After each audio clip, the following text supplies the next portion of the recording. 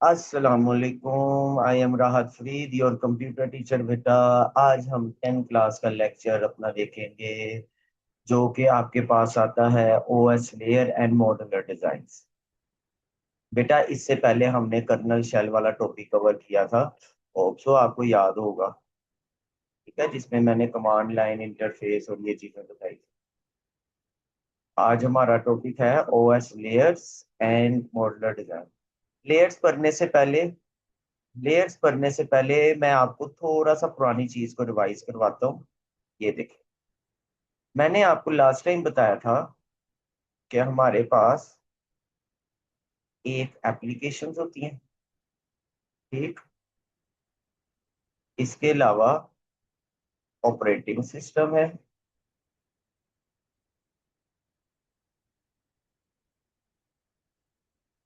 और फिर हमारे पास आता है हार्डवेयर। आपको लास्ट टाइम याद होगा, मैंने बताया था आपके पास कीबोर्ड, माउस, सीपीयू, ये चीजें किस में आती हैं?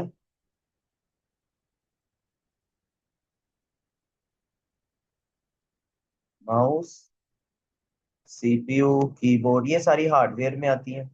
और एप्लीकेशन के अंदर व्हाट्सएप वगैरह आता है। इन दोनों चीजों को मैनेज करने के लिए हम विंडोज वगैरह ऑपरेटिंग सिस्टम वगैरह डाउनलोड करते हैं। इसी को उन्होंने लेयर्स में कन्वर्ट किया है और एग्जाम्पल के थ्रू उन्होंने शो करवाया है। हमने आज यही पढ़ना है, ऑपरेटिंग सिस्टम को किस तरह लेयर्स में कन्वर्ट किया गया।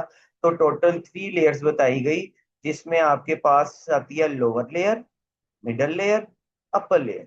पहले मैं आपको डायग्राम के थ्रू बता देता हूँ, फिर हम नेक्स्ट मूव करते हैं ताकि हम समझ सकें।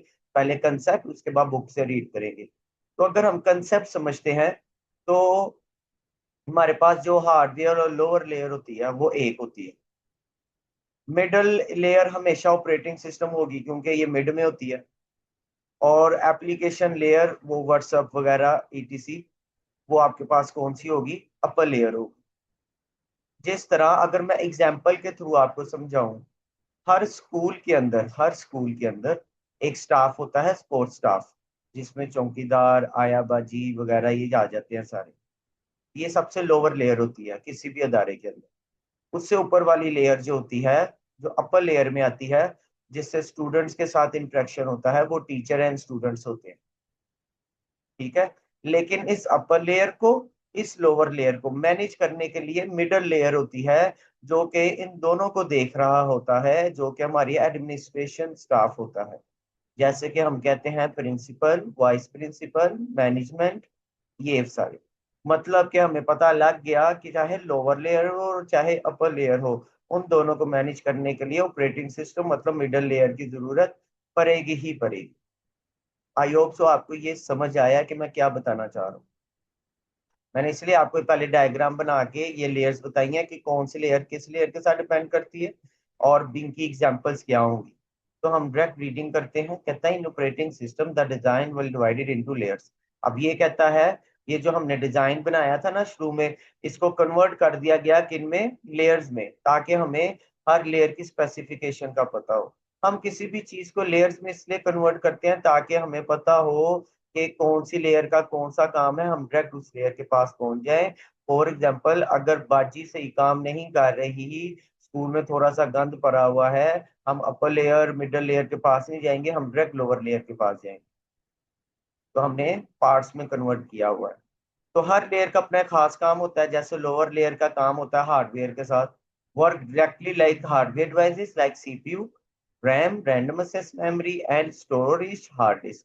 तो ये जो लोअर लेयर्स होती हैं बेटा, इन चीजों में ये आ जाता है। मिडल लेयर ऑपरेटिंग सिस्टम होता है, और आपको पता है मिडल लेयर हमेशा मैनेज करता है सारी चीजों को, कि कौन सा प्रोग्राम कब चलाना चाहिए, कब किसी को जरूरत पड़ेगी, उसको वो पूरी चीज उस वक्त प्रोवाइड करनी है।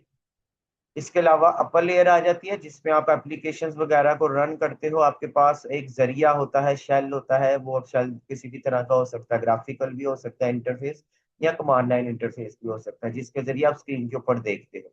ये लेयर्स हैं।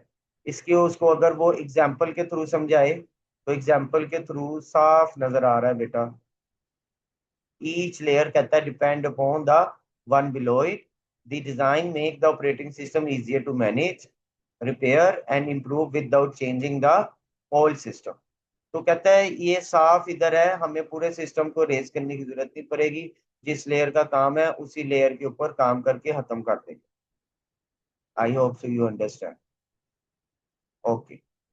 तो एग्जाम्पल के तौर पर उसने ये बताया कि a school system can be used as the example, understand the layer architecture operating system। कहता है एक स्कूल का सिस्टम देख लेते हैं जिसमें एक्सपोर्टिंग स्टाफ होता है like guards, cleaners, work at the base. कहता है सबसे जो लोअर लेवल पे आपके पास होती है जिसपे स्कूल को साफ रखा जाता है वो सपोर्ट स्टाफ है।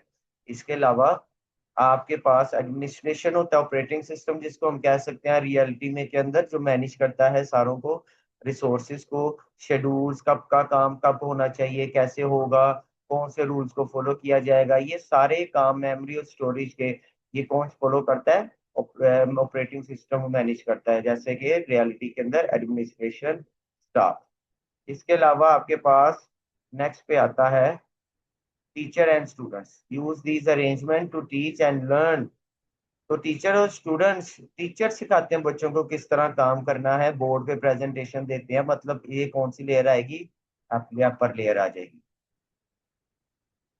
ठीक है। आई होप सो आपको ये समझ आया होगा आज का लेक्चर। मैं ज्यादा लेंथी वीडियो नहीं बनाता क्योंकि आप लोगों के लिए भी इजी मुश्किल हो जाएगा बहुत ज्यादा, और फिर ज्यादा बोर हो जाता है इंसान। तो हमने साथ साथ काउंसलिंग भी करनी है और साथ साथ आप लोगों को मैनेज भी करना है और आप लोगों को इस तरह समझाना है डायग्राम के प्रैक्टिकल थ्रू कि आपको समझ भी आ जाए, आपका ज्यादा टाइम भी ना जाया हो। तो किसी भी चीज में कोई भी प्रॉब्लम अगर आपको नजर आ रही है तो आप कमेंट में पूछ सकते हैं। इसके अलावा चैनल को सब्सक्राइब कीजिएगा, लाइक कीजिएगा और शेयर कीजिएगा। होप सो यू अंडरस्टैंड बेटा। अल्लाह हाफिज।